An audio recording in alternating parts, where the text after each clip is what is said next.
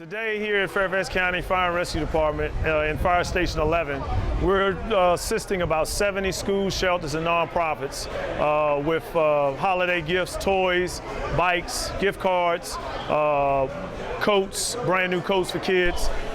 We started this about 15, 16 years ago, helping out kids, less fortunate kids down on the Richmond Highway, part of Fairfax County. But it has grown 15 years later. You know, we're doing thousands of kids. In October, we did about 3,000 brand new coats out to kids throughout Fairfax County, even parts of Alexandria.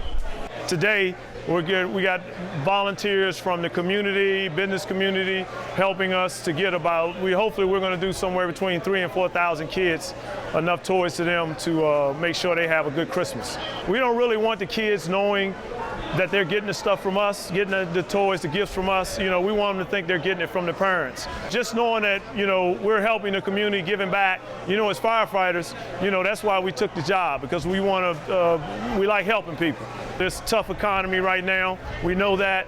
You know, a record number of schools, shelters, nonprofits reached out to us this year, over 70. That's a record. Last year was like 40 to 50. With the business community, the way they come and help out, you know, we got Boy Scout troops coming out to help. We got the Washington Redskins cheerleaders, you know, coming out. That's awesome because, hey, we're doing pretty good out there now, the Redskins are. So to have them out there now, you know, have them here supporting us as well is great. People say, well, why do you guys do that? Why do you firefighters do that? When we're not running 911 emergencies, we're trying to find other ways to get out into the community.